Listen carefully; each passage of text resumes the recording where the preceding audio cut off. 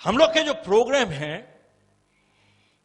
इनकी बुनियाद दो पिलर्स पे है।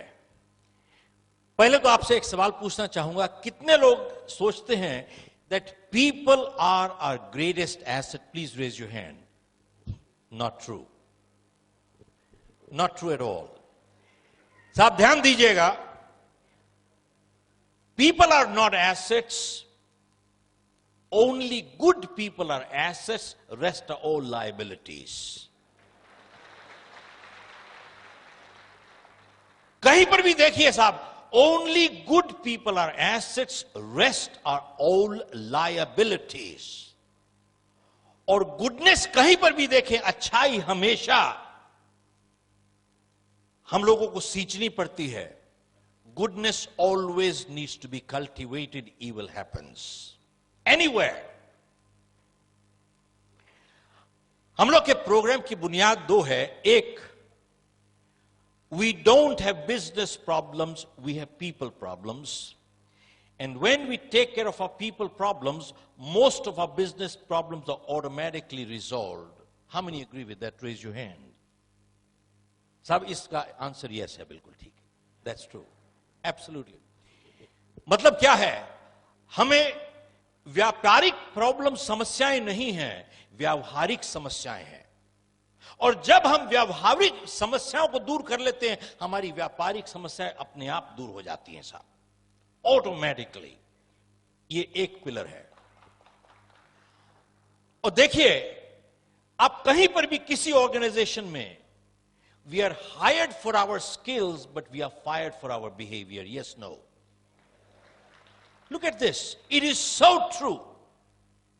हम लोग को हमारे स्किल के लिए हायर किया जाता है, लेकिन फायर कर दिया जाता है अपने व्यवहार की वजह से।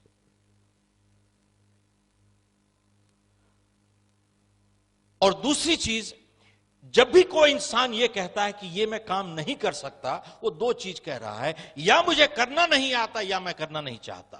ध्यान से देखिए, जब कोई इंसान यह कहता है कि यह काम मैं नहीं कर सकता, दो चीज कह रहा है, या मुझे करना नहीं आता या मैं करना नहीं चाहता। अगर यह कह रहा है कि मुझे करना नहीं आता, तो उसको टेक्निकल ट्रेनिंग एजुकेशन की जरूरत है साहब। लेकिन अगर यह कह रहा है कि मैं करना नहीं चाहता, तो दो चीज कह रहा है, या मैं परवाह नहीं करता, that is a attitude issue. Major challenges इन्हीं दो कैटेगरीज में आती हैं, या एक एटीट्यूड इशू होता है या वैल्यूज इशू होता है। 90% of the problems are right here. How many agree with that? Raise your hand. This one is a yes again. That's right. आप देखें कि साहब एटीट्यूड की बात है, एक ही हालात में कैसे कुछ लोग नए रिकॉर्ड तोड़ देते हैं, कुछ लोग अपने आप को तोड़ लेते हैं साहब। Exactly the same set of circumstances. How come?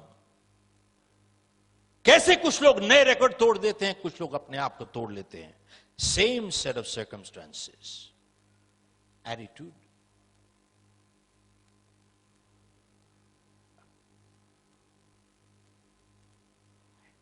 आप लोगों में से कितने लोगों ने मुझे पहले सुना है? मैं हाथ खड़ा करके बताइए तो। अच्छा, मैं इसलिए जानना चाहता हूं कि will you laugh at the same jokes, that's why. So I want to get a new, that's all, so that I want to make sure I get different set of jokes, that's it. Okay, important thing is,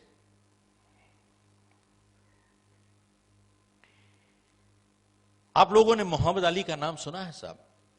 who was Muhammad Ali? The champion boxer. साहब जब वो ring में जाते थे, क्या कहते थे? I'm the greatest, I'm the champion, I'm the greatest, I'm the champion, I'm the greatest, I'm the champion. He never said, I hope I win, I hope I win, I hope I win. ये कभी नहीं कहा साहब उन्होंने। He used to say, I'm the champion, I'm the greatest.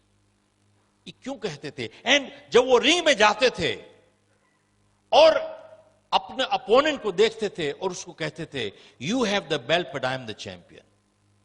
Belt तुम्हारे पास है लेकिन champion मैं हूं। साहब रिंग के अंदर चैंपियन बनने से पहले वो बाहर चैंपियन बन चुके थे ऑलरेडी।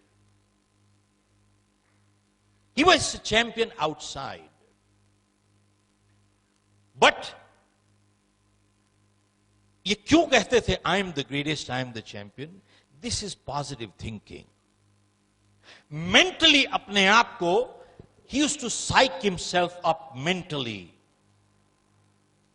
इसका क्या मतलब है?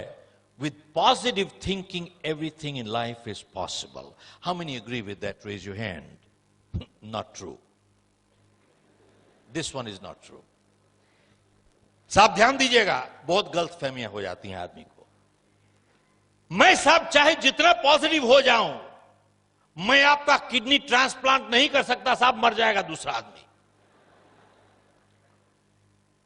साहब पॉजिटिव थिंकिंग सफलता की गारंटी नहीं करता है. पॉजिटिव थिंकिंग पॉजिटिव एफर्ट के साथ एंड पॉजिटिव एक्शंस के साथ आपकी सफलता की संभावना को बढ़ा देता है साहब. साहब जब मोहम्मद अली ये कह रहे थे I am the greatest, I am the champion, I am the greatest, mentally psyching himself, उस टाइम वो अपने बैठक में बैठ के वहां पे पॉपकॉर्न नहीं खा रहे थे, वीडियो नहीं देख रहे थे, टेलीविजन नहीं देख रहे थे, कोला नहीं पी रहे थे. ऑल द टाइम जब वो कह रहे थे I am the greatest, I am the champion, he was in the ring punching the bag all the time. He was punching the bag. मतलब पॉजिटिव थिंकिंग पॉजिटिव एक्शंस के साथ चल रही थी, क्योंकि positive thinking without positive action will get you nowhere in life. मैं किताब लिख रहा हूं मिथ्स. बहुत बारी ये गलत फहमी होती कि साहब पॉजिटिव थिंकिंग से सभी कुछ कर लोगे आप. No, positive thinking must be backed with positive actions in order to achieve success. It increases your probability of success. आपकी सफलता की संभावना बढ़ जाती है इससे. मोहम्मद अली ने एक और बात कही कि जिंदगी में सफल होने के लिए आपको दो चीजें चाहिए. आपको काबिलियत भी चाहिए, आपको इरादा भी चाहिए. Which means he said you need the skill and you need the will. To succeed, you need two things in life. You need the skill and you also need the will. एक के बिना दूसरी काम नहीं करेगी साहब. दोनों चीजें चाहिए आपको, काबिलियत भी चाहिए, इरादा भी चाहिए. लेकिन इन दोनों में से उसने कहा कि will is a little more important than the skill. They are both important, but will is a little more important than the skill. तो उसने कहा कि साहब जब मैं चैंपियनशिप बाउट लड़ रहा था तो मेरे अपोनेंट ने मुझे मार के गिरा दिया. साहब ध्यान दीजिएगा, the champion has been beaten more times in the ring than anybody else. बोले जब मेरे अपोनेंट ने मुझे मार के गिरा दिया और मैं वहां पे जमीन पे लेटा हुआ था और रेफरी मुझे काउंट कर रहा था, उस टाइम मेरे स्किल ने मुझे मदद नहीं की साहब. What skill? बोले उसने ऑलरेडी तो मुझे मार के गिरा दिया. उस टाइम बोला इट वॉज माई विल जो मुझे कह रही थी बार बार, एक बारी फिर से उठ जाओ भाई, एक बारी फिर से खड़े हो जाओ, एक बारी फिर से खड़े हो जाओ साहब, एक बारी फिर से खड़े हो जाओ, एक बारी फिर से खड़े हो जाओ साहब. It was my will, it was not my skill that pick me up. One more time.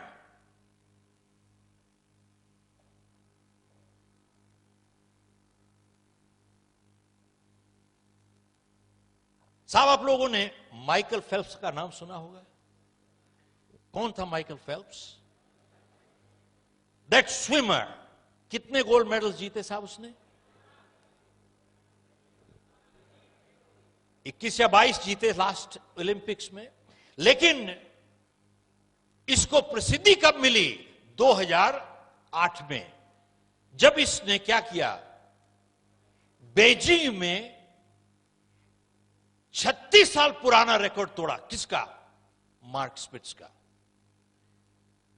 Mark Spitz 1972 में म्यूनिक में उसने 7 गोल्ड मेडल जीते थे।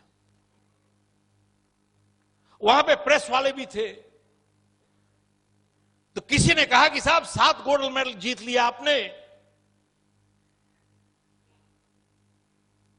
Must be your lucky day, must be your lucky day. तो जब mark Spitz ने यह सुना must be your lucky day, उसको बहुत बुरा लगा। तो उस जर्नलिस्ट को बुलाता है, कहता है तुम इधर आओ, मैं तुमको बताता हूं what luck did for me. कहता है आई वॉज इन मैक्सिको 1968। बोला मुझे मैंने 3 गोल्ड मेडल जीते। ही सेज मैं खुश था लेकिन ना खुश था। बोले मेक्सिको से म्यूनिक में 4 साल में मैंने 10,000 घंटों की प्रैक्टिस की है। और अगर आपका गणित अच्छा है, इसका मतलब है 2,500 घंटे हर साल। और गणित और अच्छा है, इसका मतलब है 8 घंटे डेली बिना एतवार के। और मार्क स्पिट्ज ने जर्नलिस्ट को कहा कि आप ऐसा कीजिए, अगले 4 साल के लिए 8 घंटे डेली पानी में बैठ जाइए, आपका जिस्म सुकड़ जाएगा। पूछता है, बोले क्या किस्मत ने मुझे जिता दिया है।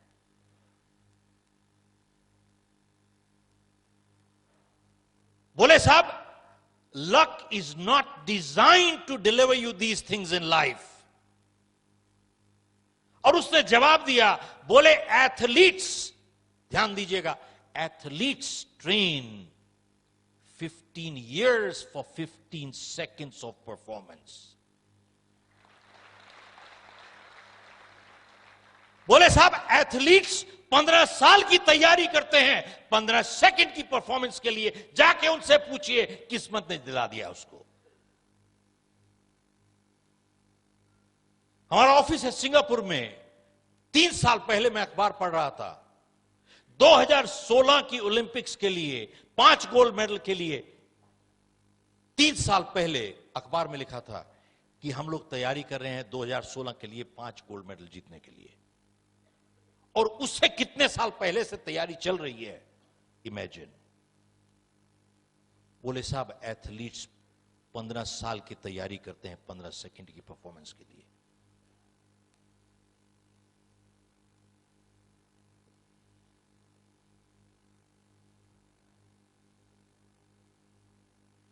तो साहब ऐसा है,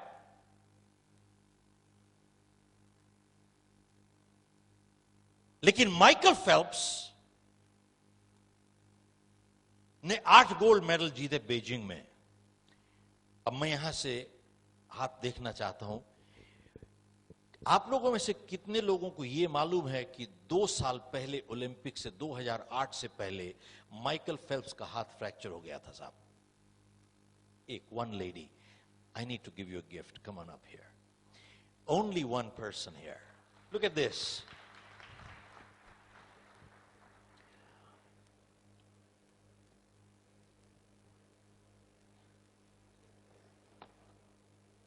I'm going to give you one of my posters. सब 35 साल पहले मैंने ये एक पोएम पढ़ी थी, इसने मेरी जिंदगी बदली। ये लिखा है don't quit. It says, when things go wrong as they sometimes will, when the road you are trudging seems all uphill, when the funds are low and the debts are high and you want to smile but you have to sigh, when care is pressing you down a bit, rest if you must but don't you quit. It says success is failure turned inside out. The silver tints of clouds of doubt. You never can tell how close you are. It may be near when it seems so far. It says, so stick to the fight when you're hardest hit. It's when things go wrong that you must not quit. Thank you very much. Thank you. Give her a hand. Look at what she said. कहती है साहब, my sister trained 10 hours per day to go for the Commonwealth Games. 10 hours a day. साहब जानते हैं, लोग सफलता चाहते हैं, लेकिन सफल होने के लिए तैयारी करने की कीमत नहीं चुकाना चाहते साहब. Repeat, most people want to succeed, but very few people are willing to pay the price to prepare to succeed. सफल होना चाहते हैं साहब, लेकिन सफल होने की तैयारी करने की कीमत चुकाना नहीं चाहते. साहब आप भी चले जाइए, अगर 8 घंटे डेली अगले 4 साल के लिए आप भी प्रैक्टिस कीजिए, 10,000 घंटे, आप भी ओलंपिक में जा सकते हैं, मैं भी जा सकता हूं. सवाल यह है, क्या मैं करने के लिए तैयार हूं? मैं नहीं तैयार हूं, आप नहीं तैयार हैं. अगर आप और हम तैयार हो जाएं, हम भी मार्क स्पिट्ज के साथ कंपीट कर सकते हैं. Yes, no?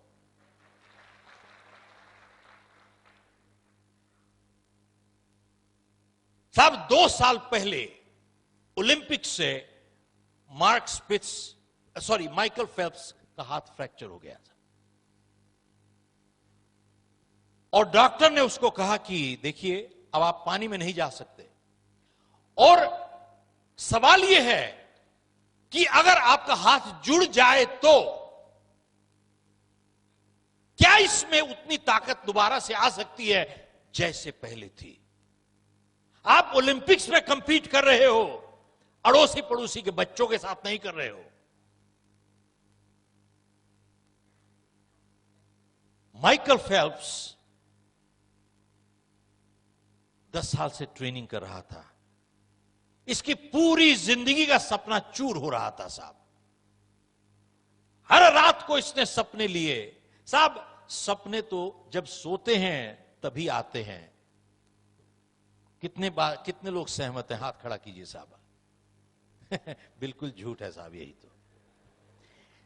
साहब ध्यान दीजिएगा, आज सपनों की एक नई परिभाषा लेके जाइए. सपने वो नहीं जो नींद में आते हैं, सपने वो होते हैं जो नींद नहीं आने देते हैं. साहब क्या बात कर रहे हो?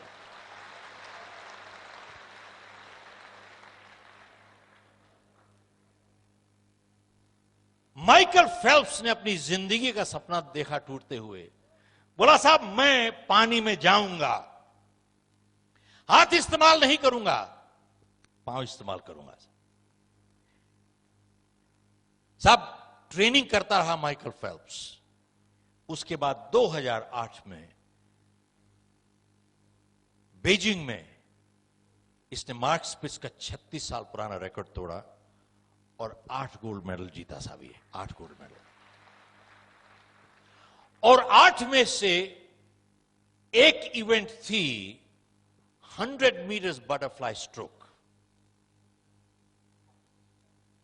अंदाजा लगाइए कि माइकल फेल्प्स और जो दूसरे नंबर पे आया था, कितना फासला रह गया था साहब. 1/100th of A second. एक सेकेंड का 100वां हिस्सा.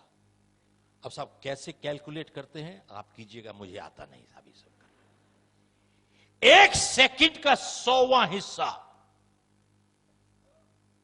और कहा जाता है कि जब इसका हाथ फ्रैक्चर हो गया और यह हाथ से प्रैक्टिस कर रहा और लात से प्रैक्टिस कर रहा था, इसकी लेग्स इतनी स्ट्रांग हो गई थी दैट लास्ट पॉइंट इसी ने उसको लास्ट पुश दिया साहब. लास्ट आज मैं आपसे इतने लोगों की जीवनियां जब पढ़ते हैं, आज एक सफलता की आपसे एक नई परिभाषा देना चाहता हूं आपसे. इन्हीं से सीखा हूं मैं, मेरी नहीं है ये. Success is not absence of problems, it is overcoming problems. Michael Phelps को प्रॉब्लम थी. He had a problem.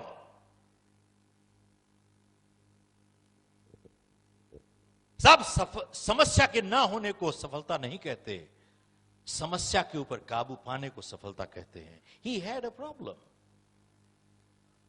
और सफलता इससे नहीं मापी जाती कि जिंदगी में हम कितना ऊपर गए, सफलता इससे मापी जाती है कितनी बारी गिर के उठे, उसको सफलता कहते हैं साहब। सफलता इससे नहीं मापी जाती कि दूसरों के मुकाबले हम कैसा कर रहे हैं। सफलता उससे मापी जाती है कि हम अपनी क्षमता के हिसाब से कैसा कर रहे हैं। आप देखिए, एथलीट कभी दूसरे के साथ कंपीट नहीं करता, वो अपना ही रिकॉर्ड तोड़ता चला जाता है परमानेंटली साहब, बार बार अपना रिकॉर्ड तोड़ता चला जाएगा साहब। वो अपने आप के साथ कंपीट करता है साहब।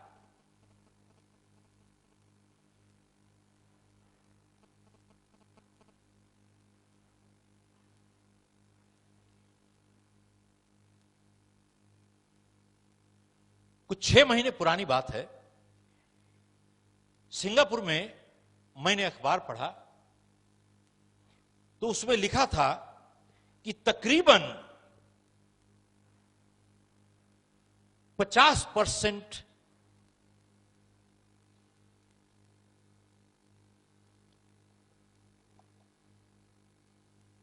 बिजनेसेस फेल हो जाते हैं all over the world with in the first 5 years. These are statistics. 50% of businesses fail हो जाते हैं with in the first 5 years. और अमेरिका में ये स्टैटिस्टिक्स है कि तकरीबन 90% बिजनेसेस फेल हो जाते हैं पहले 5 साल में।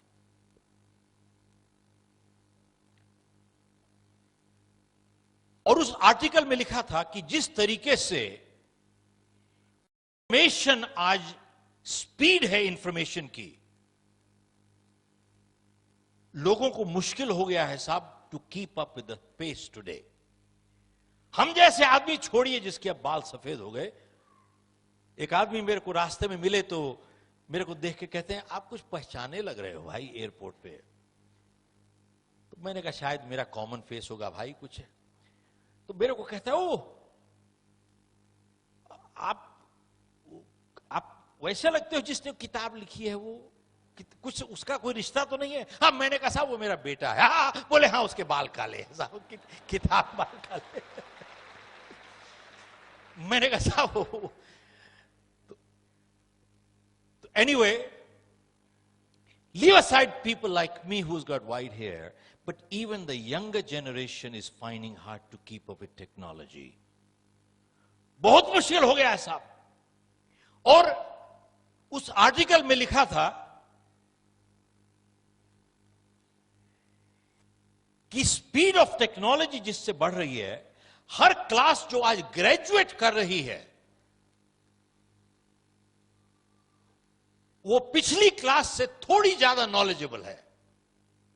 रिपीट करता हूं साहब, आज हर क्लास जो ग्रेजुएट हो रही है वो पिछली क्लास से थोड़ी ज्यादा नॉलेजेबल है। ये स्पीड है टेक्नोलॉजी की, ये पॉजिटिव साइड है that they are little more knowledgeable than the previous one. The flip side is within 2 years इनकी knowledgeability obsolete हो जाएगी साहब। 2 साल के अंदर इसकी नॉलेज भी obsolete हो जाएगी। और उस आर्टिकल में लिखा था कि आने वाले टाइम में, साहब ध्यान दीजिएगा, आने वाले टाइम में सिर्फ वही लोग सफल हो पाएंगे जिनके पास 2 काबिलियत होंगी साहब।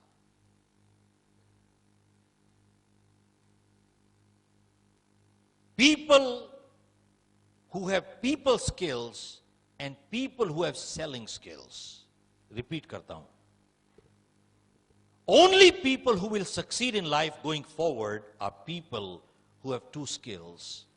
People who have people skills and people who have selling skills. Ability to deal with people and ability to sell. जिनके पास ये 2 काबिलियतें हैं, बोले साहब उनको सफलता से कोई नहीं रोक सकता। अब इसका उदाहरण क्या है? आप देखें किसी भी संस्था में, आप देखिए जितना लोअर एक वर्कर होगा 90% उसका टाइम टेक्निकल स्किल्स में चला जाएगा, 10% टाइम या उससे भी कम जाएगा लोगों के साथ व्यवहार में। और जितने आप ऊपर चले जाते हैं, ऊपर उठते चले जाते हैं, 90% आपका टाइम जाता है लोगों के साथ व्यवहार में, less than 10% in technical skills. Yes, no? 90% time.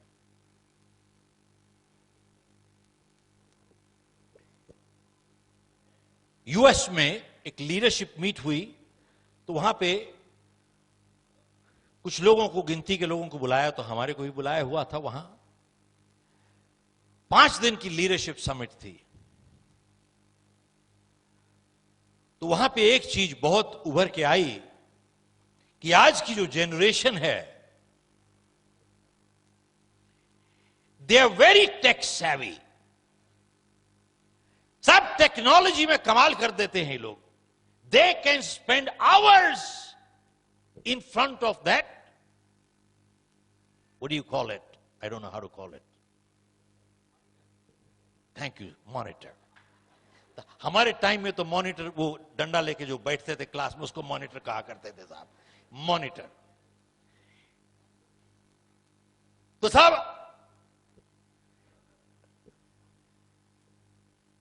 मैं सिर्फ जानना चाहता था, खाई मैं ही अनपढ़ हूं या कोई और भी है साहब? Monitor. They can spend hours in front of that machine. They're so comfortable with that machine. But the flip side is that they have become uncomfortable with people today. Yes, no? The current generation has become uncomfortable with people. और साहब technology इतनी अभी advance नहीं हुई है। You still have to get married to people.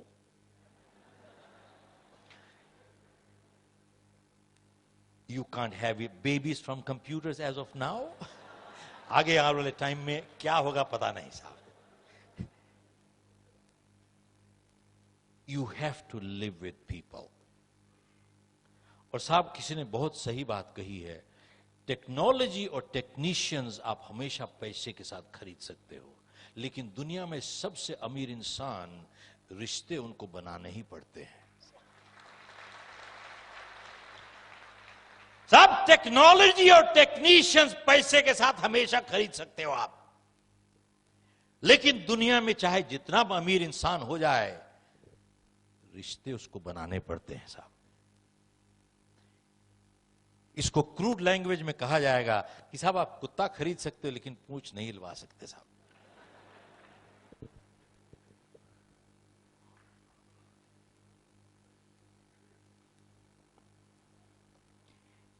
Technical people skills,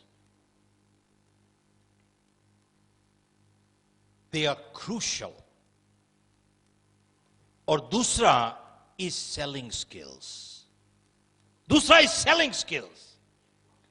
तो साहब हमने जब किताब लॉन्च की पिछले साल, यू कैन सेल,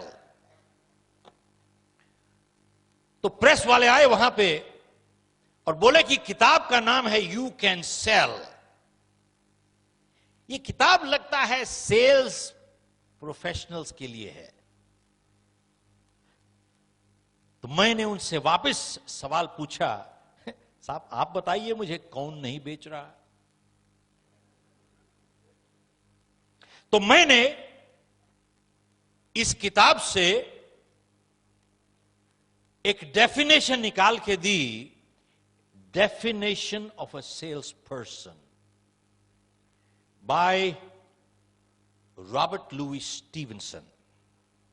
इसमें डिफाइन किया है साहब, who is a sales person. Anyone, ध्यान दीजिएगा साहब, anyone who sells a product, service, or an idea is a salesperson. Repeat. Anyone who sells a product, service, or an idea is a salesperson. Based on this definition, आप बताइए साहब कौन नहीं बेच रहा?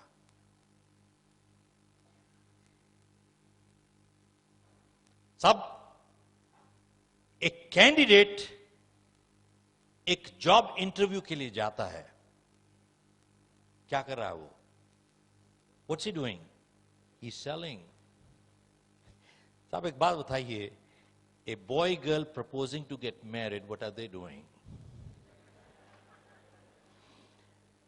साहब एक बात बताइए, a lawyer arguing in front of the judge for his client, what's he doing? Hello? A politician giving speeches to get votes, what is he doing? Hello? What am I doing right now? I'm also selling. Who is not selling? We are all selling. We are always selling, either for or against ourselves. And success in life depends on our ability to sell. Chaudhary Sahab, we are all selling, we are always selling, either for or against ourselves. It is not neutral. ये साहब ये leadership की बात है, कभी neutral leader नहीं हुआ, या अच्छा लीडर होगा या घटिया लीडर होगा, न्यूट्रल लीडर कोई नहीं होता साहब. There is no neutral leader, and good leaders actively guide, bad leaders actively misguide. Hello?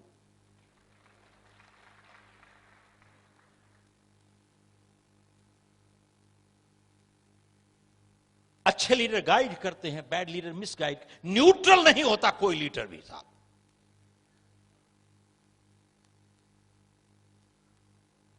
तो मैंने कहा साहब कौन नहीं बेच रहा है? We are all selling. We are always selling.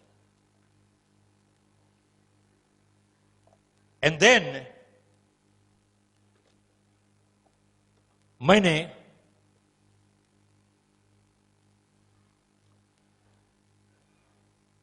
उनसे पूछा, बल्कि उन्होंने मुझसे पूछा कि साहब तो सेलिंग में अगर सफल होना चाहते हैं तो आपको you need to learn the tactics of selling. In sales, if you want to succeed in life, you need to learn the tactics of selling. How many agree with that? Raise your hand. Not true. मैंने कहा साहब, in sales, you need to learn the principles of selling, not tactics of selling. Why? Because principles are based on foundation of integrity. Tactics are manipulative. बहुत फर्क है साहब. Tactics में आप manipulate करते हो, प्रिंसिपल्स जो हैं they are based on foundation of integrity. बहुत फर्क है. और फिर बोले कि साहब in selling you need to learn the tricks of the trade. मैंने कहा ना ना ना, गलत है साहब. Professionals learn the trade, they leave the tricks to the cheats and crooks. Leave the tricks to the cheats and crooks, learn the trade. आज statistics देखिए आप. Narayan Murthy said 90% of graduates that are coming out from our colleges, whether management or engineering colleges, they are not employable. How can you employ them? और बिल्कुल सही कह रहे हैं.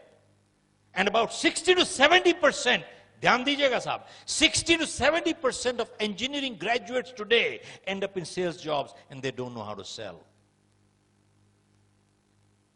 And funny part is, जानते हैं लोग अपने आप को सेल्समैन कहने से एक शर्म आती है उनको, उनका स्टेटस गिर जाता है.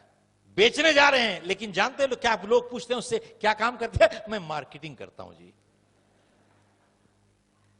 मैं मार्केटिंग करता हूं. सेल्समैन नहीं कह सकते अपने आप को, जानते हैं शर्मिंदा महसूस करते हैं. मैंने इस किताब में मार्केटिंग डेफिनेशन दी है, जो मार्केटिंग पढ़ाते हैं. मार्केटिंग क्या होती है? Marketing only identifies and strategizes sources of money gets no money. Only sales gets money. Are you with me? That's right.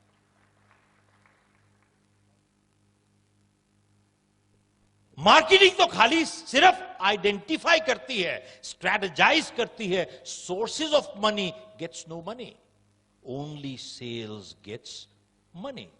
आप साहब किसी कंपनी की प्रॉफिट एंड लॉस अकाउंट देखिए, बैलेंस शीट देखिए, सिर्फ एक आइटम प्रॉफिट साइड में लिखी होती है, क्या कहते हैं? सेल्स। और उसके अलावा हर चीज इज ओवरहेड्स। प्रॉफिट में सिर्फ एक आइटम जाती है, sales. Rest everything in the company is. साहब एक अच्छी company, good sales people are the first to be hired, last to be fired, because they represent profit.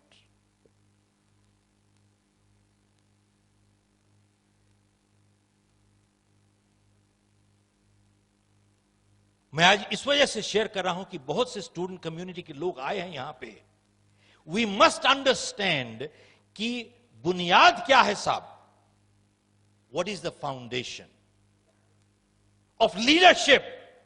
जानते हैं, some of the greatest leaders in the world were the greatest sales people in the world. अगर वो अपना विचार नहीं बेच सकते तो साहब वो कौन से फॉलोअर बना पाएंगे जिंदगी में? एक फॉलोअर नहीं बनेगा उनका जिंदगी में। Some of the greatest leaders in the world were the greatest salespeople in the world. They were able to sell an idea. अपना विचार बेच पाए, तभी उनके पास लोग, इतनी जनता इकट्ठी हो गई साहब उनकी।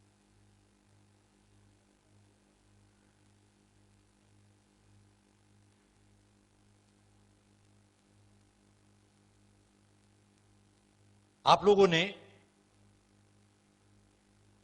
मेरी कहानी तो शायद कुछ लोगों ने पढ़ी होगी या कुछ लोगों ने सुनी लास्ट टाइम, लेकिन थोड़ा संक्षेप में मैं जिन्होंने नहीं सुना उसके बैकग्राउंड बताना चाहूंगा।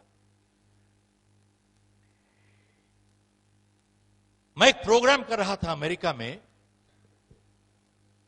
200-250 लोग थे वहां पे। डॉक्टर्स, लॉयर्स, इंजीनियर सभी थे, कारपेंटर्स, प्लम्बर्स, इलेक्ट्रिशियन भी थे। क्योंकि आज की तारीख में हर जगह पे सब लोगों को एक दिक्कत है, बोले साहब कंपटीशन बढ़ रहा है, बहुत कंपटीशन बहुत बढ़ रहा है।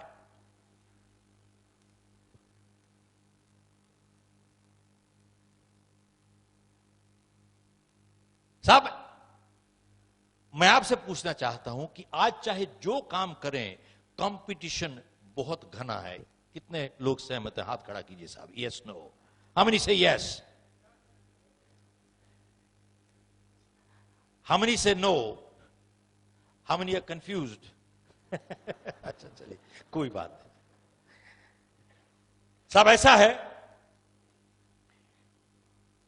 बहुत पुरानी बात है। मैं वहां पे गया तो मैंने कहा, जाते ही मैंने कहा कि साहब इतिहास में कभी ऐसा मौका नहीं आया जैसा अब है। जितना आसान आज है सफल होना जिंदगी में, ऐसा कभी नहीं हुआ। रिपीट करता हूं, सफल होना जितना आसान आज है, ऐसा जिंदगी में कभी मौका नहीं आया, चाहे जो भी आपका प्रोफेशन हो। तो जब मैंने 2 बारी कहा तो एक आदमी पीछे से अपने बगल वाले को हाथ मार के कहते हैं कि साहब ये क्या बात कर रहे हैं। तो मैंने उसकी बात सुनी, तो मैं उसके पास गया और मेरे को पूछता है कि साहब आप बताइए कि how come we have no competition, हमारा कंपटीशन ही नहीं है साहब। तो मैंने उससे एक सवाल पूछा। मैं आप सब लोगों से यही सवाल पूछ रहा हूं, तो ध्यान दीजिएगा क्योंकि आप लोगों को जवाब देना है, तो सवाल ध्यान से सुनिएगा। तो मैंने उससे सवाल यह पूछा और आप लोगों से वही पूछ रहा हूं, साहब आप कितने लोगों को जानते हैं जो सड़क पे चल रहे हैं इस टाइम, जो जितने उनको पैसे मिलते हैं उससे ज्यादा काम करने को तैयार हैं? कितने लोगों को जानते हैं आप? हेलो? Hardly any. सब ज्यादातर लोग ऐसे हैं जिनको जितने पैसे मिलते हैं उतना भी काम नहीं करना चाहते, और एक दूसरा वर्ग है जो उतना ही काम करता है जिससे उसकी जान छूट जाए साहब, और एक बहुत छोटी सी परसेंटेज है जिसको जितने पैसे मिलते हैं उससे ज्यादा काम करके वो आपको लौटाते हैं। मैंने उससे पूछा कि अगर आप उस छोटी सी परसेंटेज में आते हो, चाहे आपका जो भी प्रोफेशन हो, आप मुझे बताइए आपका कंपटीशन है कहां साहब? साहब आज की तारीख में आपको एक अच्छा वकील नहीं मिलता साहब। हेलो, ध्यान से सुनिएगा, कई वकील बैठे हुए यहां। आज की तारीख में आपको अच्छा वकील नहीं मिलता साहब, अच्छा डॉक्टर नहीं मिलता साहब, आपको अच्छा अकाउंटेंट नहीं मिलता, अच्छा प्लम्बर नहीं मिलता, अच्छा इलेक्ट्रीशियन नहीं मिलता। सवाल यह है कि जितने आपको पैसे मिलते हैं उससे ज्यादा काम करने को आप तैयार हैं? आप देखें, किसी सफल इंसान की जीवनी पढ़ें और किसी सफल ऑर्गेनाइजेशन की जीवनी पढ़ें आप, उन सब लोगों ने एक ही सिद्धांत से जिए हैं, और वो सिद्धांत है मुझे जितना मिलेगा उससे ज्यादा लौटाऊंगा अपने परिवार को, जितना मिला है उससे ज्यादा लौटाऊंगा अपनी कस्टमर को, जितना मिला है उससे ज्यादा लौटाऊंगा अपनी ऑर्गेनाइजेशन को, और जितना मिला है उससे ज्यादा लौटाऊंगा अपनी समाज को साहब।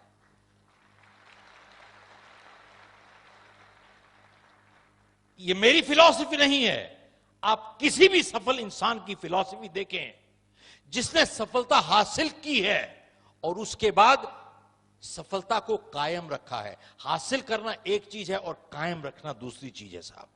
सफलता हासिल की है और उसके बाद कायम रखा है, और तीसरी बात, उसके बाद अपनी गुडविल, सद्भावना मेंटेन की है। तीन चीज जरूरी है, सफलता, सफलता को कायम रखना, और तीसरा सद्भावना, गुडविल मेंटेन करना। तीनों को अगर जिसने मेंटेन किया है वो सब इसी सिद्धांत से जिए हैं।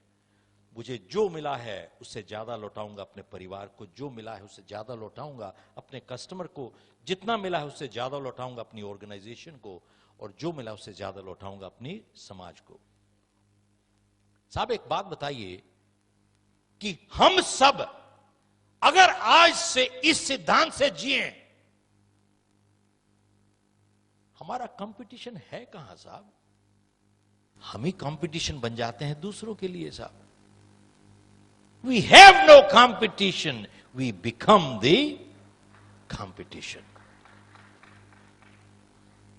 अब एक बात बताइए, इतनी छोटी सी चीज समझने के लिए पीएचडी की जरूरत है भैया? अच्छा, इतनी छोटी सी चीज समझने के लिए एमबीए की जरूरत है?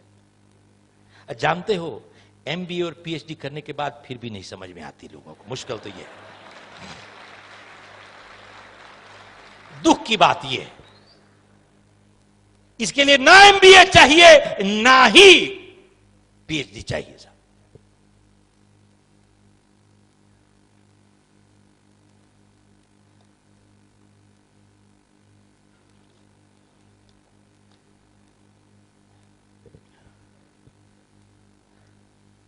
भाई साहब, आपको 1973, अब जिन्होंने पहले सुना होगा उसके लिए थोड़ा सा रिपीट होगा, बट 1973 की बात बता रहा हूं। जनवरी 1973 मुझे बहुत अच्छी तरीके से याद है। हम लोग की कोल माइंस थी इंडिया में, तकरीबन 1000 लोग काम करते थे साहब। मैंने क्रिएट नहीं की थी, मैंने इनहेरिट की थी। तो माइंस नेशनलाइज हो गई, सरकार ने सभी कुछ ले लिया साहब। अब कुछ परिवारों के पास पैसे थे, हमारे पास नहीं थे। मेरे फादर की डेथ हो चुकी थी जब मैं कॉलेज में था, और मेरी शादी को सिर्फ 4 हफ्ते हुए थे साहब। अब कुछ लोग मेरी एज का अंदाजा लगा रहे हैं साहब already, but that is okay. हर एक की अपनी अपनी कैलकुलेशन, आप कुछ बात करो, अपनी कैलकुलेशन हर एक की अलग होती है साहब। खैर, तो साहब सब कुछ चला गया। और उसके बाद हमारे घर से सामान बिकने लगा, कुछ ना कुछ टेबल कुर्सियां बिकने लगी टू गेट फूड फॉर। मुझे याद है तकरीबन 1 साल के बाद मेरी बड़ी लड़की जब पैदा हुई तो मैंने अपनी मां के कुछ लास्ट पीस ऑफ ज्वेलरी जाके बेची, क्योंकि मेरे पास 10 रुपए नहीं थे to get my daughter release from the hospital to buy milk that night. 1973 की बात कर रहा हूं आपसे। तो मैंने साहब 3 काम करने की शुरू किए, अगले 2 साल सभी में फेल हो गया। 1975 13 नवंबर को तो मैंने फैसला किया कि साहब मैं अब इंडिया छोड़ के जा रहा हूं। मैं कनाडा गया, यहां से तो टोरंटो में मेरी सिस्टर थी, उसने मुझे स्पॉन्सर किया। तो वहां पे हमने 1 बेडरूम रेंट किया, वहां पे जमीन पे सोते थे। तो मेरी वाइफ एमबीए है, उसने एक बैंक में जाके $600 महीने की नौकरी ली ताकि घर का खर्चा चलता रहे। और मैं साहब सूट टाई लगा के बाहर निकल जाता था। अब कोई पूछते थे कि भाई क्या काम करते हो, अब ये कहने में तकलीफ होती थी कि बेरोजगार है भाई। मैं कहता था सर इंपोर्ट एक्सपोर्ट। कोशिश की थी, ऐसी बात नहीं है। खैर साल बीत गया साहब, इंपोर्ट एक्सपोर्ट टाई लगा के घूमते हुए, कुछ इंपोर्ट एक्सपोर्ट नहीं हुई। खैर एक दिन मैं वहां से एक ट्रेड शो से गुजर रहा था, तो मेरे पीछे एक कनेडियन भी आ रहे थे, थोड़ा हैंडीमैन लगे, निक्कर टी शर्ट पहने हुए। तो मेरे पास आए, मेरा नाम पूछते हैं क्या काम करते, बोले इंपोर्ट एक्सपोर्ट। तो मेरे को पूछते भाई कितने पैसे कमा लेते हो साहब। उस दिन ने होश में आया, ये सोच में आई कि भाई चाहे जितने मर्जी सूट टाई लगा लो, दुनिया 2 मिनट में समझ आती है जेब खाली है भाई। तो मैंने उसको बोला भाई इससे तुम्हारा क्या लेना देना।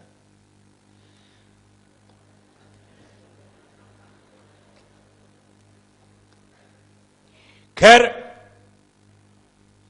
मैंने उससे पूछा तुम्हारा नाम क्या, बोले बिल बियर। मैं कहा क्या काम करते हो, बोले मैं गाड़ियां साइमनाइज करता हूं। अब जिनको मालूम नहीं है साइमनाइज क्या होता है साहब, ये एक थोड़ा अंग्रेजी का बड़ा लफ्ज है, मशीन से गाड़ियां धोना और कुछ नहीं साहब। बोले गाड़ियां साइमनाइज करता हूं। मैंने कहा अच्छा तुम कितने पैसे बना लेते हो भाई, बोले कभी $40 $50। तो दरवाजे से जैसे हम लोग निकल रहे थे, जैसे कि मेरे दिमाग से उसने एकदम पढ़ लिया हो, मेरे कंधे पे हाथ रख के मुझे रोक के कहता है गाड़ियां साफ करोगे भाई।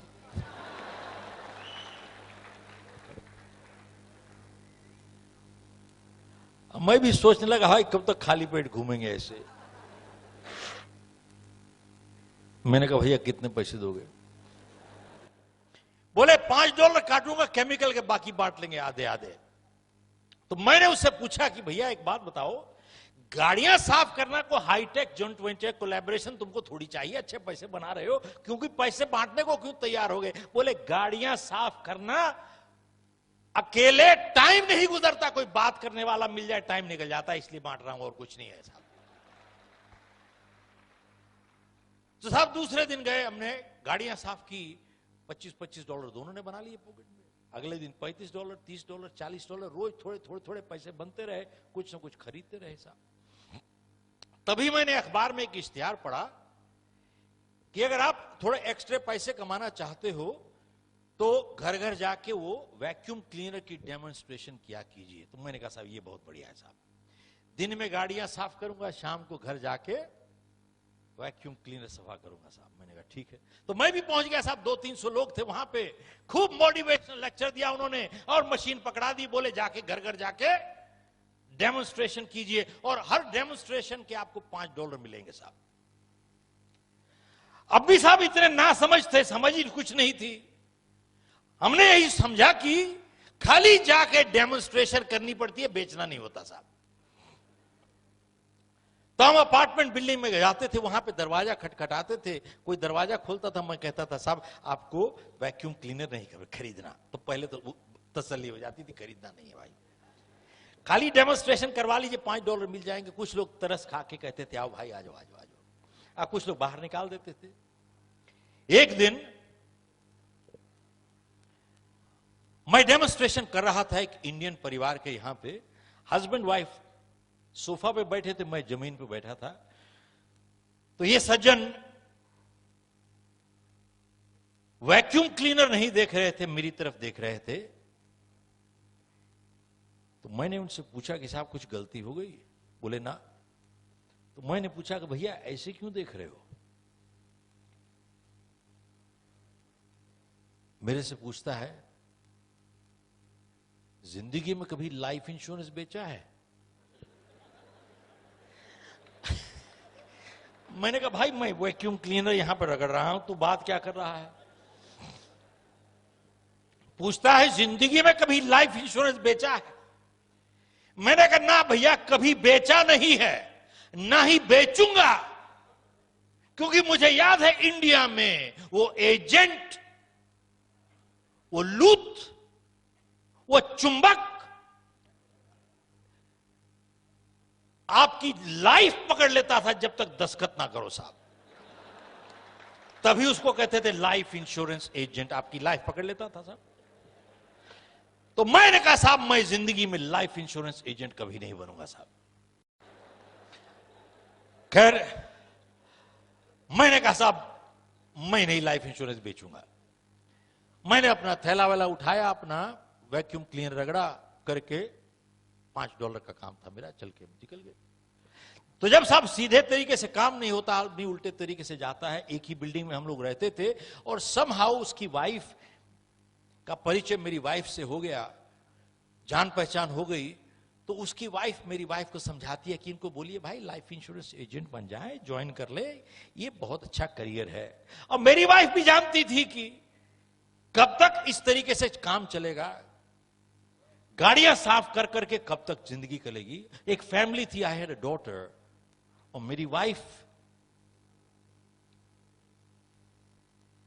मेरा फेलियर रिकॉर्ड भी जानती थी, बहुत अच्छा था साहब। स्कूल में भी मैं पढ़े लिखने पढ़ाकों में से, बच्चों में से नहीं था। मैं तो बैक बेंचर था, जो आगे बैठते थे, पीछे से लेके रबड़ की गुलेल मारता था साहब बैठ के उनको। और साहब 8वीं क्लास में 6 या 7 सब्जेक्ट्स में से मैं सभी में फेल हो गया एक्सेप्ट 1। तो मेरे प्रिंसिपल ने बुला के मुझे कहा कि बेटा तुम एक सब्जेक्ट पे बहुत ज्यादा ध्यान दे रहे हो।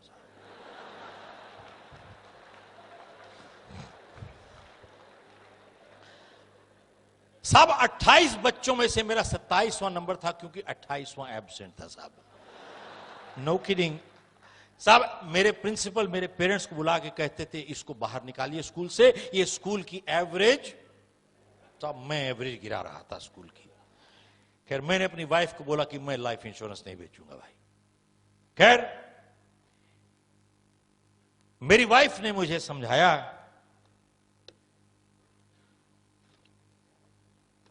कि लाइफ इंश्योरेंस बेचने के लिए आपको एक इम्तिहान पास करना पड़ता है। बोले आप इम्तिहान पास तो कीजिए, अगर पास कर लिया तो एक चॉइस मिल जाएगी लाइफ में आपको। अभी तो चॉइस भी नहीं है भाई।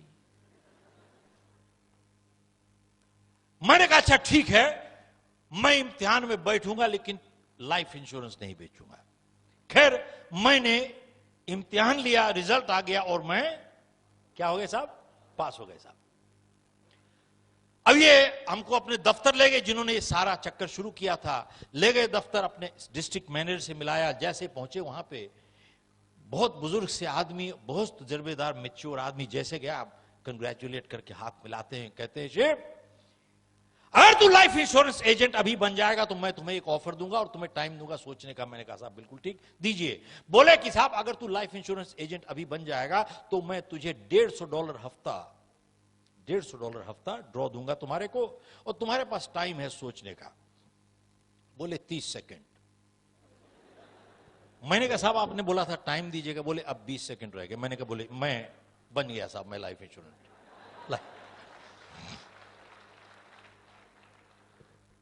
साहब, मैं लाइफ इंश्योरेंस एजेंट बन गया, जो मैं जिंदगी में बनना नहीं चाहता था। उसके बाद मुझे किताब दी उन्होंने, थोड़ी ट्रेनिंग दी, बोले बेटा जाके बेचो अब चलो।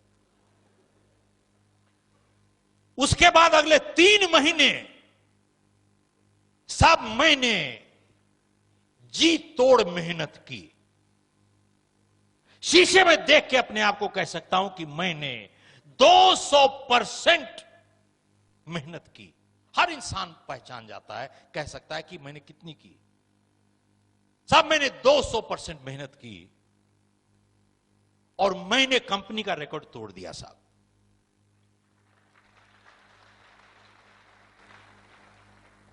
अब साहब जानिए कौन सा रिकॉर्ड तोड़ा, उसके बाद दोबारा से फिर से ताली बजाइएगा। साहब कितनी सेल मैंने की? ऑलमोस्ट 0।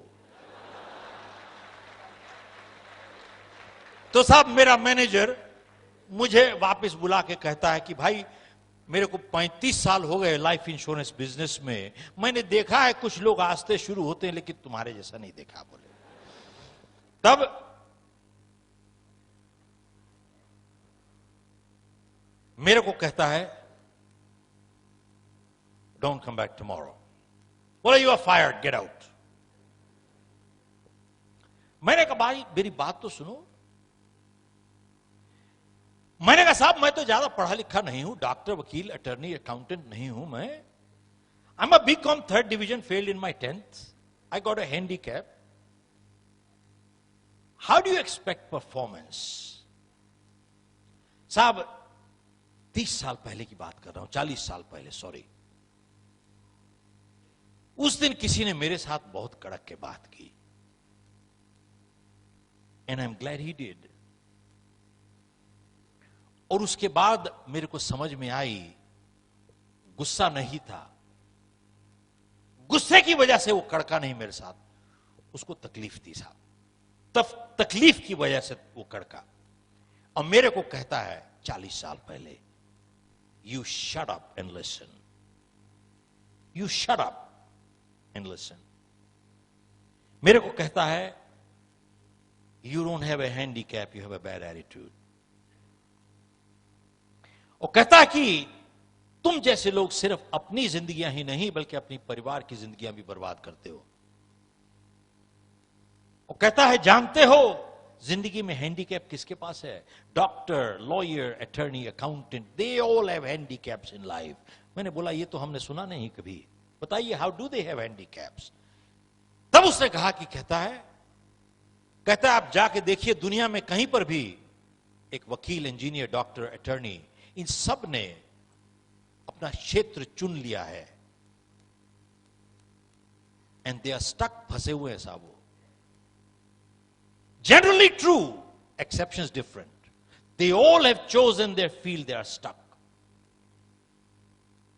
मेरे को कहता है तुमने तो अपना क्षेत्र चुना ही नहीं, तुम्हारी समझ में नहीं आती, दुनिया तुम्हारे लिए ओपन है, the world is open to you. तो मैंने कहा साहब मैंने तो कभी सोचा ही नहीं ऐसे। कहते now that you are fired, he said you got all the time to think. He said leave my office. साहब उस दिन मेरी अपॉइंटमेंट थी 30 मील दूर। मेरी चॉइस थी टू कीप और not to keep, because I knew next day I had no job. और मुझे यह भी मालूम था, I was not sure if I would get paid or not, क्योंकि हमारी हर अपॉइंटमेंट 1 हफ्ता इन एडवांस बनती थी। मैंने साहब फैसला किया कि I'll go for the appointment। शाम को 6:30 बजे मैं गाड़ी चला के जा रहा था। Having failed one after the other in my life, उस शाम को मैं इतना डिप्रेस्ड फील कर रहा था कि न जाने क्या हुआ, एकदम मैं अकेला, आई बर्स्ट आउट इनटू क्राइंग। मैं साहब अकेला रो रहा था वहां पे, गाड़ी चला रहा था। अब मेरी समझ में नहीं आ रही थी कि एक एडल्ट होने के नाते मेरे को रोटी कमानी नहीं आती है, एक परिवार है, I didn't know how to earn a living. और मैं एक के बाद एक I was failing in my life. I kept crying, kept praying. मेरी समझ में नहीं आ रही थी कि मेरी जिंदगी कहां जा रही है साहब। वो 30 मील का फासला 30 साल जैसे लग रहा था उस रात साहब। उसके बारे में आज बात करना आसान है, उस रात को आसान नहीं था। आधे घंटे के बाद मैं पहुंचा अपनी अपॉइंटमेंट पे, 7 बजे थे। मैंने अपने आप को संभाल के ऊपर गया, बेचना शुरू किया। 7 बजे मैं गया, जब तक उसने घड़ी देखी 11:30 बज चुके थे। 4.5 घंटे। इसीलिए लाइफ इंश्योरेंस एजेंट को लूट कहते हैं साहब, कोई हटता ही नहीं वहां से। मेरे को कहता है, जानते हो क्या टाइम हो गया है, मुझे कल काम पे जाना है। ये पोलाइट तरीका है कहने का कि अब जाओ आप। समहाउ उस रात को मैं जा नहीं रहा था वहां से। 11:30 बजे न जाने क्या हुआ इसको, मेरे को देख के कहता है कि भैया तुम्हारे से जान छुड़ाने के अब क्या लगेंगे। मैंने सोचा रेट पूछ रहा है। मैंने किताब खोली और इसके एज देखा, इंश्योरेंस के साथ मल्टीप्लाई किया और मैंने बोला कि साहब $27.58, $27.58। कहता है यू श्योर? मैंने कहा यस, $27 एंड मेरे को कहता है कि 4.5 घंटे पहले क्यों नहीं बोल दिया मेरे को। चेक निकाल के $27 का चेक बना के कहता है ये पकड़ो, बाहर जाओ भाई साहब। That was one of my first sales. मैं रात को 12, साढ़े 12 बजे, 1 बजे घर आया। दूसरे दिन मैं अपने ऑफिस गया और अपने मैनेजर के पास मैंने कहा कि जो आज एक एप्लीकेशन है मेरे पास, छोटी है लेकिन चेक के साथ है, क्योंकि बिना चेक के एप्लीकेशन की कोई कीमत नहीं साहब। मैंने कहा चेक के साथ है। मैंने कहा भैया मुझे रहने दोगे यहां पे, कि अगर आप मुझे आज निकाल दोगे तो मुझे मालूम नहीं कहां जाना है मुझे, और खाली एक जगह मालूम है, गाड़ियां साफ करना, और मैं अब करना नहीं चाहता। मेरा परिवार है, मेरी फैमिली है। मैं एक कमिटमेंट तुमसे करता हूं साहब, ध्यान दीजिएगा, मैं एक कमिटमेंट तुम्हारे से करता हूं कि मैं तुम्हारे को मेरी मेहनत की वजह से तुम्हें जिंदगी में कभी शिकायत नहीं मिलेगी, लेकिन मुझे आप रहने दीजिए यहां पे।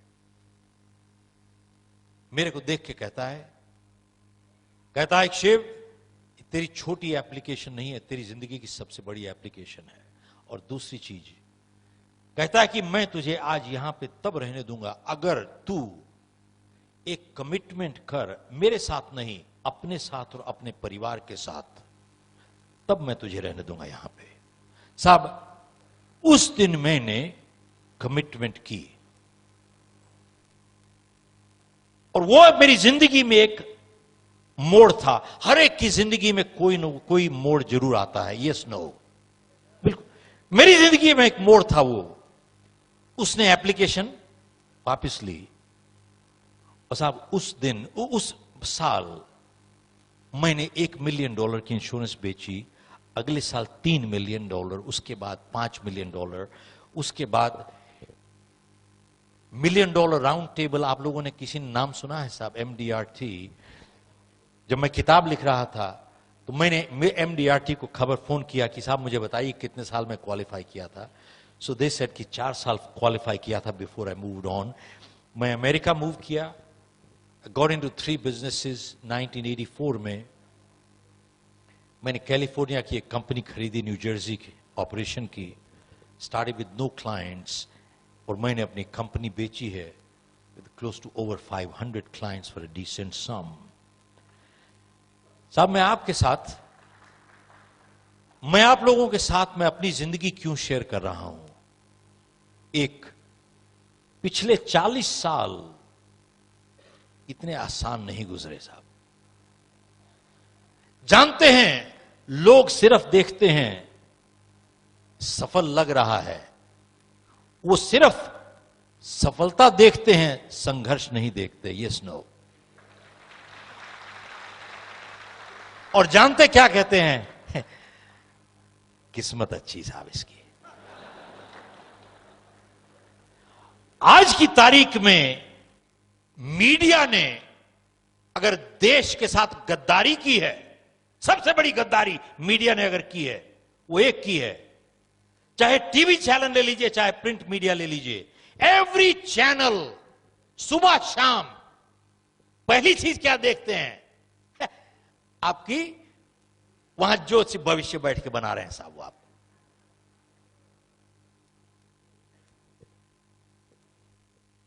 सुबह से शाम आपको वही बताते हैं। आपका क्या राशिफल है, आपका क्या चल रहा है वहां पे, आज लकी कलर क्या है, लकी नंबर क्या है। आप 5 पेपर देखिए, 5 में अलग अलग लकी नंबर दिखेंगे, 5 में अलग अलग लकी कलर दिखेंगे साहब। मैं आसाम में एक प्रोग्राम कर रहा था वहां पे, और फ्लाइट पकड़ने में लेट हो गए, तो ड्राइवर जैसे गाड़ी चला रहा था, सामने से बिल्ली रास्ता काट गई साहब। वो गाड़ी एकदम जोर से मार दी, जैम जोर से मारी, तो गाड़ी को झटका लगा जोर से। तो मैंने कहा भाई क्या किया? बोले सब बिल्ली रास्ता काट गई, ये अच्छा शगुन नहीं है, कुछ ना कुछ नुकसान होता। मैंने कहा तू तो, नुकसान तो अभी होता, किसी के 2-4 दांत टूट जाते। बिल्ली रास्ता काटे ना काटे, तू तो मरवा देगा वैसे भी। तो मैंने कहा अब क्या होगा? बोले अब वेट करेंगे किसी की। मैंने कहा अगर हम जाएंगे, तो बोले नहीं अब शगुन है साहब। तो मैंने कहा भाई किसी और को जाने दोगे तो फिर क्या होगा? मैंने कहा उसको प्रॉब्लम आ जाएगी, हमको नहीं आएगी। बोले उसको आ जाएगी साहब। तो मैंने कहा एक बात बताओ, मान लीजिए अगर तुम 50 घर और पीछे होते और यही बिल्ली अगर निकल जाती, और मान लीजिए तूने बिल्ली नहीं देखी होती, तो फिर क्या होता? बोले उसकी बिल्ली की पावर कम हो जाती है साहब।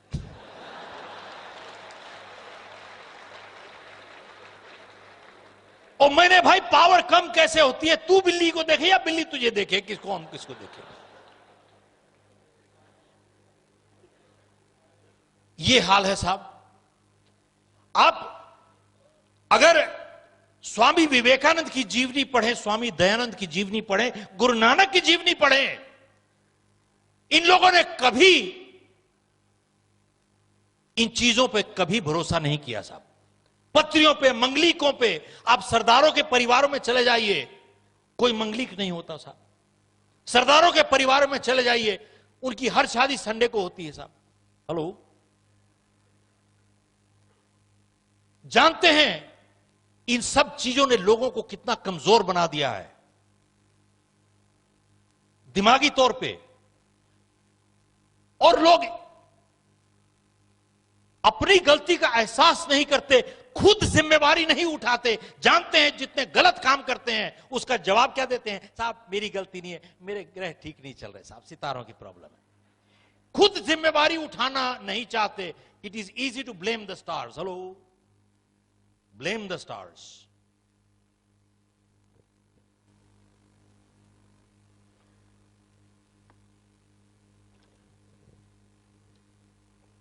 खैर,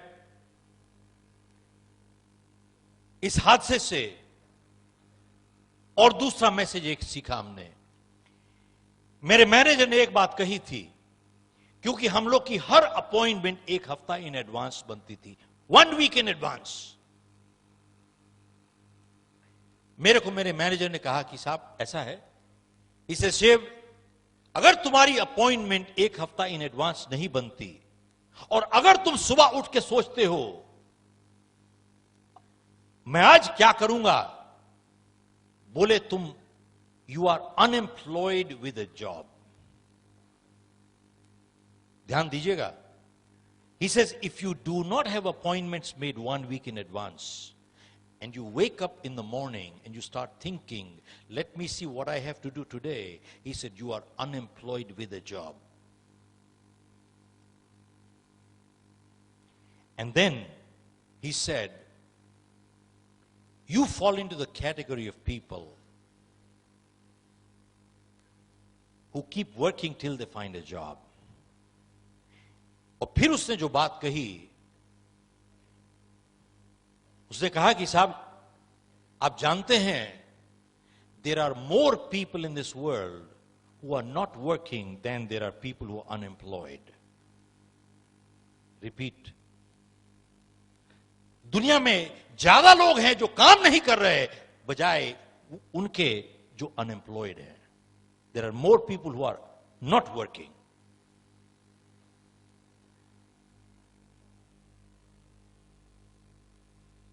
और साहब मैं इतने ऑडियंसेस को एड्रेस करता हूं, I don't even want to see a show of hands. How many people don't have appointments made 1 week in advance? 99% people don't have appointments made 1 week in advance. एक हफ्ते तक का मालूम नहीं है कि अगले हफ्ते हमको क्या काम करना है साहब. और साहब उसने मुझे सिखाया कि एक प्रॉमिस में और एक कमिटमेंट की में क्या फर्क होता है. जब मैंने उसे कहा कि I make a commitment to you, he said no no no no no, make a commitment to yourself and your family. साहब उसने मुझे फर्क बताया कि एक प्रॉमिस और कमिटमेंट में क्या फर्क होता है. साहब अगर कुछ नोट करके ले जाना चाहे तो यही लो, नोट करके ले जाइए. उसने कहा एक प्रॉमिस दुनिया के साथ अग्रीमेंट होता है, एक कमिटमेंट आप अग्रीमेंट अपने आप के साथ करते हो साहब. ए promise is an agreement with the world, A commitment is an agreement with yourself. और उस दिन समझ में आई एक और चीज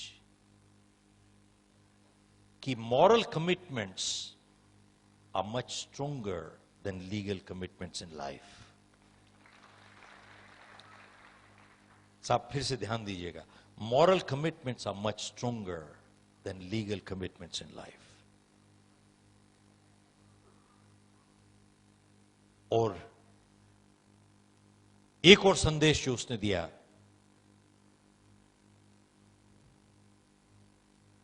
when he said, you shut up and listen to me, he got my attention. साहब मेरा ध्यान उसने खींच लिया अपनी तरफ को. He got my attention. उस दिन ये बात समझ में आई कि कभी कभी जिंदगी में you got to be unkind to be kind. That sometimes in life you need to be unkind to be kind. अब वही कहते हैं, parenting is not a popularity contest, leadership is not a popularity contest. Sometimes in life you got to be unkind to be kind. और साहब उस दिन एक और बात समझ में आई कि जिंदगी में सिर्फ 2 ही रिश्ते होते हैं जो सुधारते हैं, दुनिया सजा देती है. रिपीट करता हूं साहब, जिंदगी में सिर्फ 2 ही रिश्ते होते हैं जो सुधारते हैं, दुनिया सजा देती है. कौन से 2 रिश्ते हैं जो सुधारते हैं? साहब जिंदगी में सिर्फ एक टीचर का रिश्ता और एक मां बाप का रिश्ता जो सुधारता है, दुनिया सजा देती है साहब. और कोई नहीं सुधारता, कोई नहीं सुधारता, सिर्फ सजा देती है दुनिया. Only parents and teachers in life care to correct. World punishes. इसके लिए PhD चाहिए क्या? MBA चाहिए?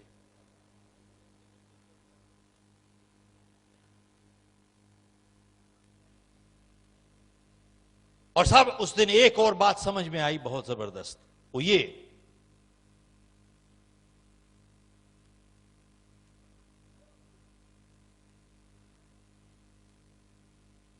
जब तक, so long as criticism is painful to the giver, they have a right to give constructive criticism. But the moment criticism becomes a pleasure to the giver, they have no more right to criticize. साहब, जब उसने मुझे shut up कहा, probably शायद उसके दिल में चोट ज्यादा पहुंची बजाय मेरे दिल में. आप देखते हैं, कोई भी अच्छा टीचर या अच्छा पेरेंट अपने बच्चे को डांटता है, उसको ज्यादा तकलीफ होती है बजाय बच्चे के. Yes no. इसका मतलब क्या हुआ? So long as criticism is painful to the giver, they have a right to give constructive criticism. But the moment criticism becomes a pleasure to the giver, they have no more right to criticize. That is sadistic behavior. और एक और चीज साहब उसने सिखाई मुझे, वो ये है,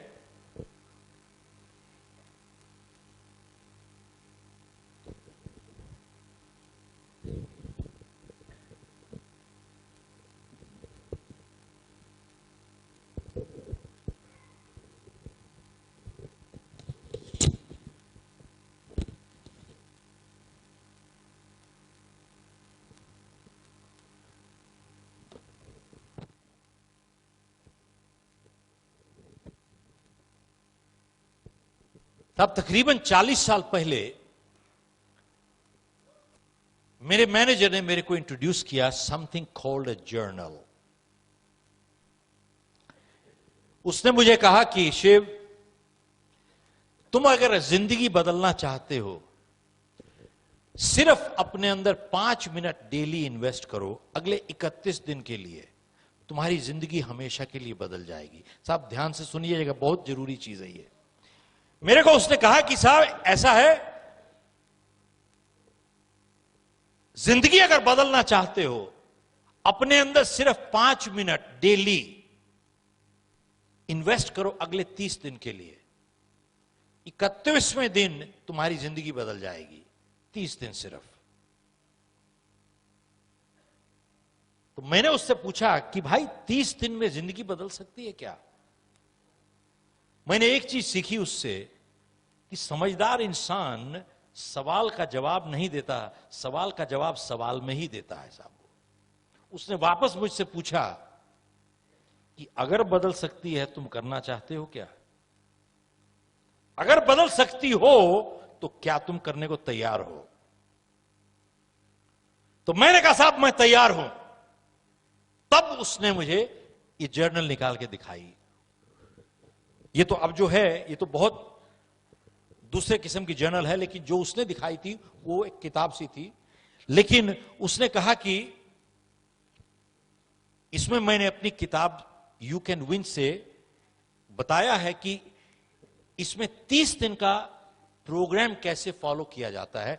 how do you implement 31 day program. और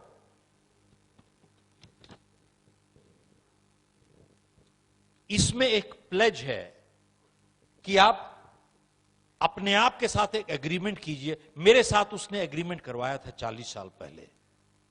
मैंने साइन किया था. I am honest, I am reliable, I am a responsible person, I am a trustworthy person, I am a hard-working person. I will always do and give more than what I get to my family, my organization, my customer, my society. मैंने sign किया साहब. This is a moral agreement, it's not a legal agreement. Sign करके उसने कहा कि daily सिर्फ 4 sentences complete करो. Only 4 sentences. मैंने इसमें फिल इन द ब्लैंक्स बना दिया है साहब इसको. बोले सिर्फ 5 मिनट इन्वेस्ट करो अपने अंदर 30 दिन के लिए, उसके बाद जिंदगी बदल जाएगी परमानेंटली. कौन से 4 सेंटेंसेस आपने भरने हैं डेली? एक, today I feel. Write down how you feel. I feel good, I feel sad, I feel bad. Whatever, write your true feelings. 2, today I have learned What have I learned? Have I learned anything? Write down what have I learned today. 3, today I'm proud of. What am I proud of? Am I proud of anything? 4, today I commit to improve. What do I commit to improve? Or Nietzsche, we have given positive thoughts for every day. It says, waiting for opportunity is laziness, missing opportunity is foolishness, creating opportunity is intelligence. अगले यहाँ पे लिखा है, ability teaches us how to do, motivation determines why we do, attitude decides how well we do. आगे लिखा है, athletes train 15 years for 15 seconds of performance. There is no substitute to hard work. This is for the young people who get out from graduate school today. उनको एक चीज समझ में आ गई, don't work hard, work smart. There is no substitute to hard work. And then it says here, आप लोगों से पूछिए साहब, what is the greatest thing in the world? Television पे भी देखेंगे आप रोज सुबह प्रचारक, TV evangelists, also you ask them what's the greatest thing in the world and they'll tell you, love is the greatest thing in the world. Love is the greatest thing. The way I see it, trust in many ways a much greater compliment than love. There are people we love but we cannot trust. Trust in many ways a much greater compliment.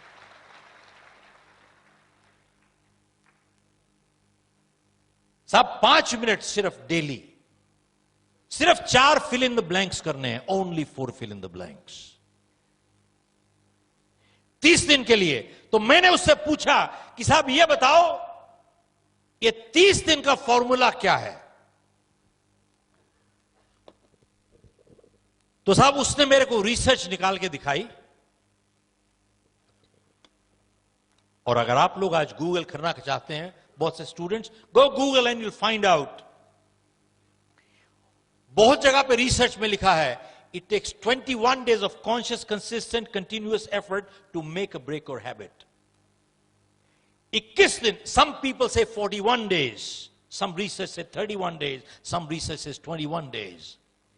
आप देखिए 30 दिन कोई भी काम continuously, consistently आप करते जाइए, 31वें दिन आपकी आदत बन जाती है साहब. It becomes a habit. अब सवाल यह है कि क्या 30 दिन कॉन्शियस एफर्ट एक बहुत बड़ी कीमत है चुकाने के लिए, जिंदगी बदलने के लिए? Yes, no, no. बट बहुत कम लोग करना चाहते हैं साहब.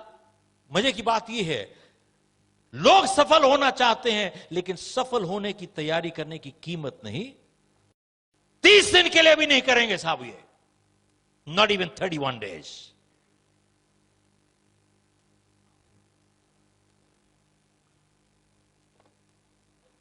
Alok, I'd like to hand over this journal to you as a small little token for 30 years of Dainik Bhaskar, a 31-day program. Thank you.